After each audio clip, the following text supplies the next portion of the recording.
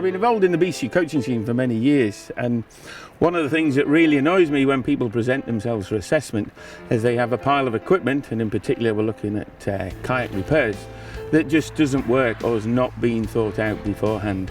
And so I've tried to put together a series of bits of useful kit that you can carry, which doesn't take up much room, which does work in the environment, and it's a pretty harsh environment to get things to work in, or on the beach when you could land and do a sort of more suitable repair for whatever you've done, be it a plastic or a composite type kayak.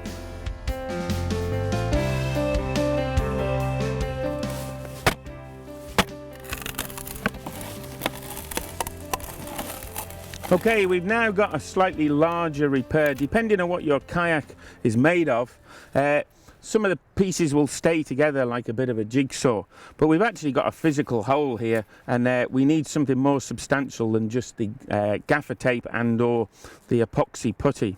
What we need to do first, before we dry the area off, is try and flatten out the damage we've got, and you could use your penknife or something, but just poke all this back into the kayak. What we want to try and do is make a nice smoothish sort of surface that we can now use and stick something onto. For this type of repair and to bridge that hole, we could use flash band. This is used by roofers, particularly in gutters where there might be a leak. It's a bitumen based product, very sticky, similar to that of the Denso tape, but not quite as bad. And it's made of bitumen inside with a backing on one side. We've got another J-cloth here which we can use to dry the surface. So again, if we can dry this as much as possible, it'll give us a good fighting chance.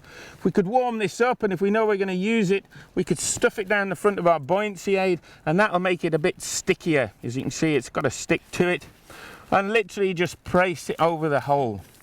Work from the middle outwards so we don't get any air bubbles. Once we've got it worked into the surface, okay, you can use the blunt edge of something, and that will really push it down, making sure that the edges are nice and smooth so that they're not going to get peeled off when you're paddling through the water. Any sort of blunt instrument that you can use to push this on, and that will bridge a gap, a physical gap. We can see it under here. There's our bitumen down here, but it'll now physically make a far more watertight patch. To improve the adhesion of this, if we can warm it up a little bit, it'll make a huge difference. And we can do that using a small little blowtorch, like so. This little device will just warm the area up completely and allow that to make a real sticky bond. Light the blowtorch, and the key part here is to keep moving across the surface, just warming that bitumen up and making it a real gooey mess. And it's ideal for your camp brulees while you're on there if you're that way inclined. Really important to keep that moving.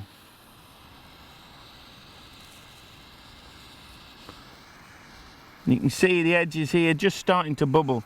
If we leave it in one spot, you'll see it'll start to scorch. Keep moving.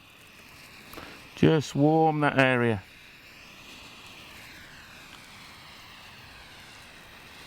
Once we've got it nice and warm, just push that down a bit more, being careful that it's now rather warm and you don't want hot bitumen on your fingers. And that will make a really sticky, secure patch, which you'll need a blunt chisel to remove it and some solvent to clean up the area before you make a permanent patch once you got back home. This little device has a cigarette lighter in the bottom of it. Don't lose that, and the advantage is you can refill this from a normal gas canister, a cigarette gas lighter canister. Lives back in here, and amazingly that little canister full operating the gas torch will last about 25 minutes, so it makes a good emergency fire lighting piece of kit, and also for lighting your stove in case you left your lighter back at home. To light it, it's got a slight safety catch on it, and that is we need to pull the little trigger backwards first and then down. Takes a little bit of a knack to do this. Once we go, we've got a very hot blue flame. When we release the trigger, it will go off, but it takes about a second to extinguish, and this remains very hot, so be careful. It will also weld a plastic kayak, and we'll come to that a bit later on. I've got my little bag of goodies out beforehand so we don't have to faff around.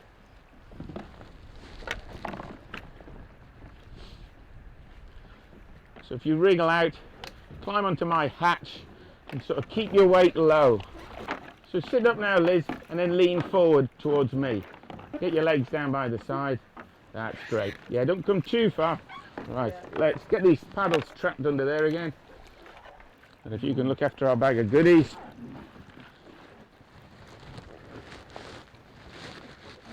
Using the other boat as a stabilizer, lift it up, drag it across. Let's try and dry it off as much as we can. Got it with my hat. Let's get the flash band out, Liz. That's great.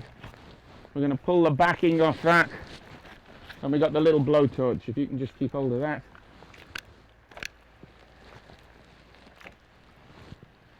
Try and dry the boat off. And you can shield it slightly with the flash band and try and warm the back of the flash band up at the same time. As dry as I can. It's pretty warm on my fingers here. You need to be a little bit careful, and let's try and get this down. Use the back of the torch, really good. Working from the middle out to the edge. Smooth it out. Get the air bubbles out first. Once we've got the air bubbles out, fire up the torch again and just work your way back and forth.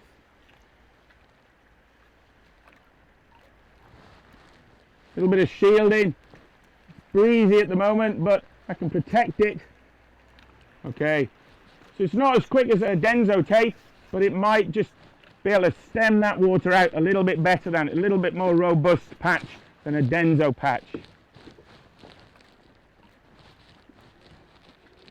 And the blowtorch just makes it soft enough to make that stick that little bit better. If you've got the time, the more you can warm it up, the more effective that will be. I'm sure you've got all the time in the world and it's not a problem. We can get that really well stuck on.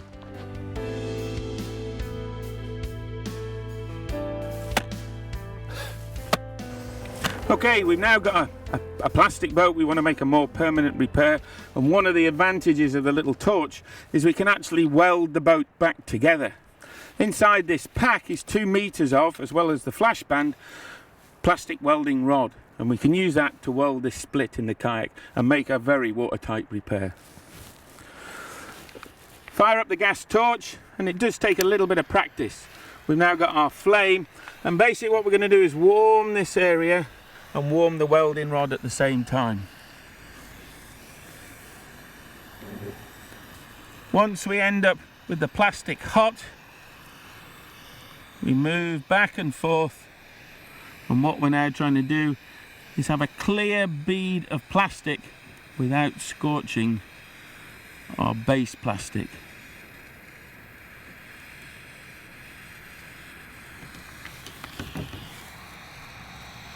Great for riverboats, this. Oh, perfect for a riverboat. Once we get to the end, let the flame extinguish. Remember, it stays on for a few seconds, and be careful, you've got something that's very hot. Just leave that for a second. We've now got our first weld. If we need to bung up the hole even more, we can run a few more welds along here. And this will slowly, once it's gone from clear back to opaque, it then means it's cooled off sufficiently. This is quite warm to touch, so again, be careful. Kevlar boats and plastic boats, people do seem to think that they're indestructible. They're not. A good puncture in here, as you've seen with the axe, it's pretty easy to go through here. And the same with a Kevlar boat, they will puncture quite easily. Once we start looking at welding a boat like this, this will get us home in a safe and secure manner, ideal on a sort of an expedition. But once you start welding plastic boats, then the boat is probably coming to the end of its life. This will warm up this area and tends to make the surrounding area of plastic very brittle, and it may tend to split there again afterwards. So once this is cool, I can now touch it with my fingers. That's perfectly okay. Just cut the excess plastic off, and then we can use that for another repair.